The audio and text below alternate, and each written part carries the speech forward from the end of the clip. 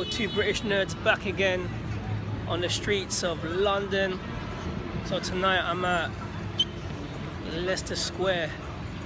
No, sorry, Trafalgar Square. I always get mixed up with Leicester Square and Trafalgar Square. And today I went to the barber's, got a nice shape up, clean myself up for this week's film and Comic-Con in the Olympia Centre. So I'll be going there for the first time, and I will be snapping all the great moments in the Comic-Con. So please follow me on Snapchat, interact with me, and see my daily snaps at Comic-Con. And this will be on Saturday.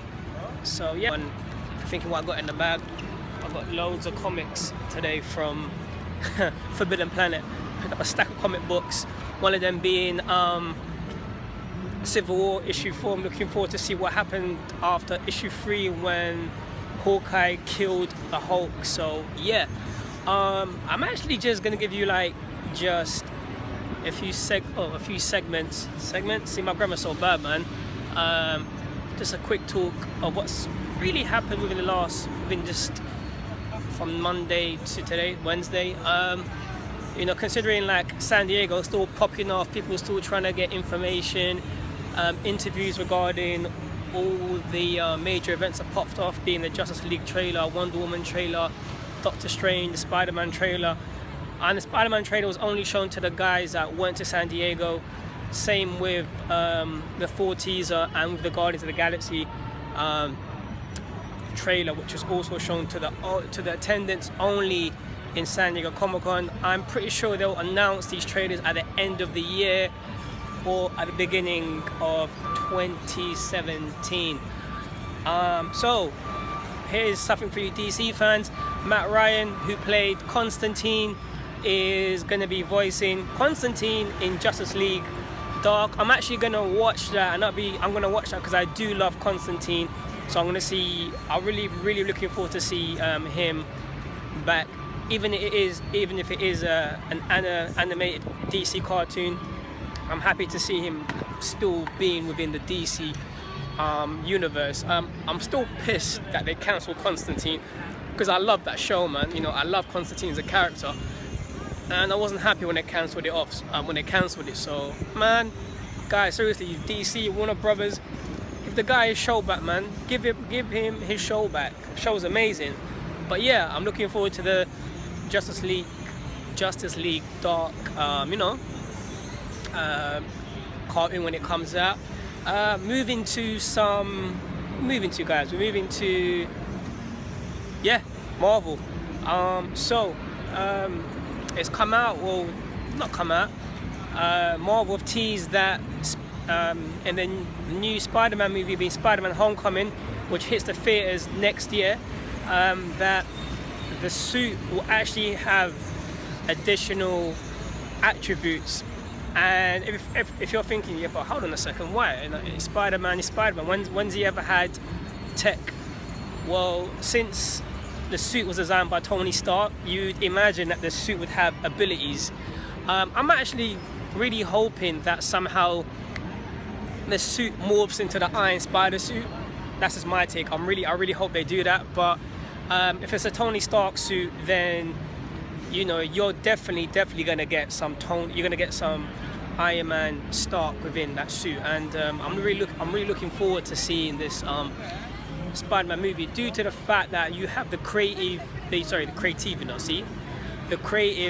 Marvel team, you know, injecting their claws into this Spider-Man movie with Sony. So I'm really looking forward to it. Plus, we saw Spider-Man's cameo in Civil War, which was totally dope. But for me, the biggest sickest thing about Civil War was actually seeing the Black Panther on stage for the first time, because we've all seen Spider-Man and what he can do, but we've never actually seen the Black Panther himself on TV. So shout out to man like Chadwick Boseman, bro.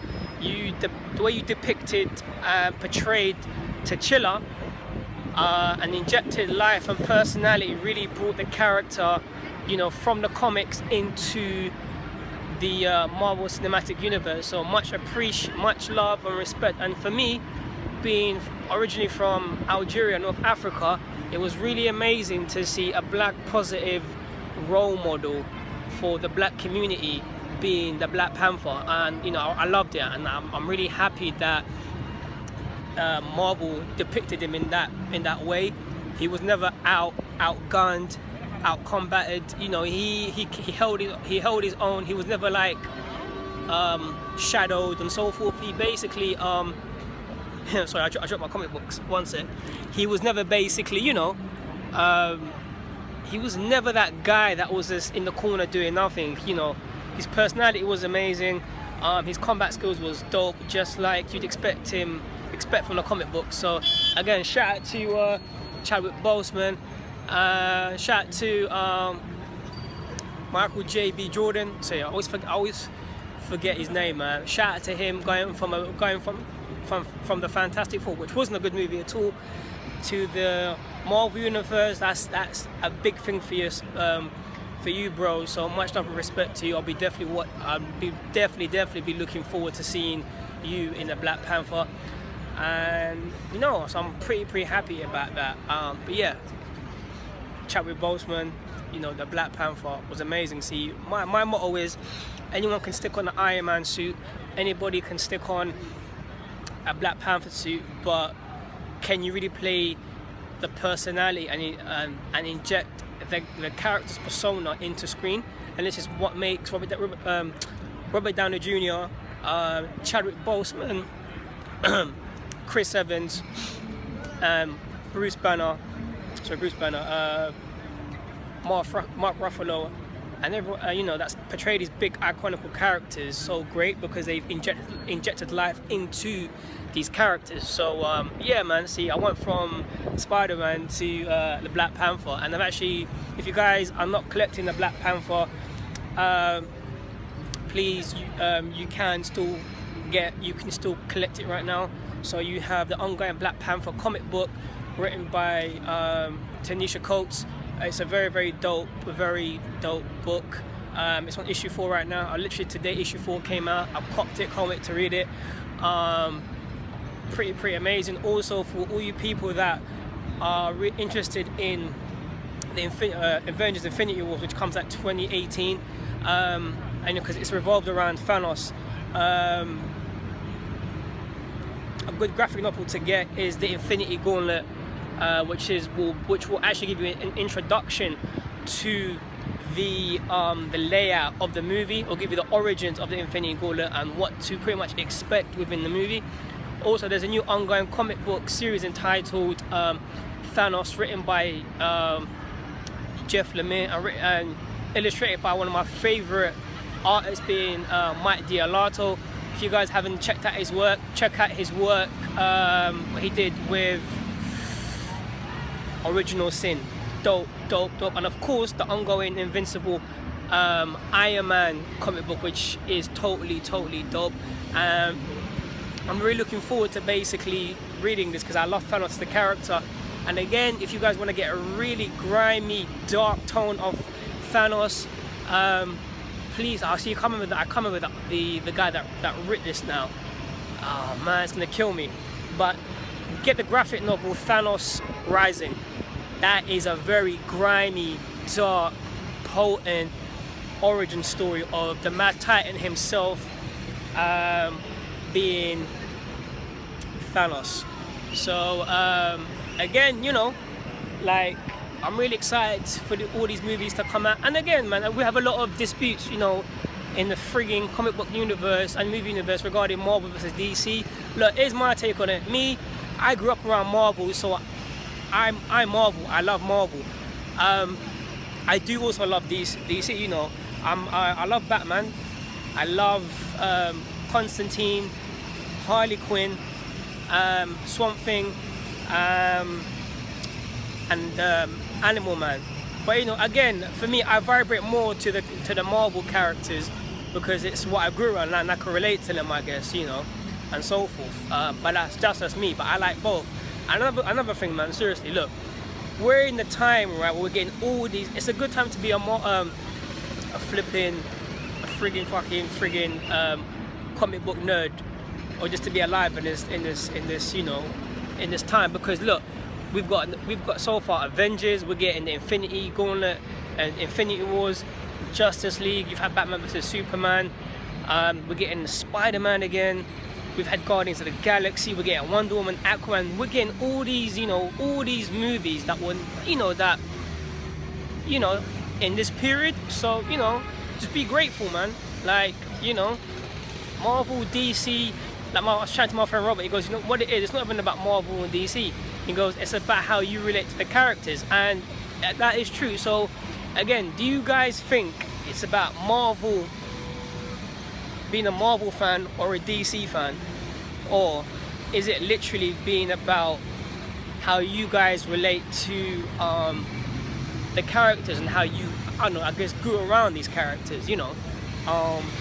So yeah, I mean that's what it's about, man. Seriously. But again, I can't wait to basically for these movies to come out. I'm excited. I'm really excited about Justice League, man. I'm so fucking excited. Justice League flipping out, like. I'm excited because I saw the trailer, like I said in my last podcast, and I loved where they injected fun into this trailer. Same with Wonder Woman.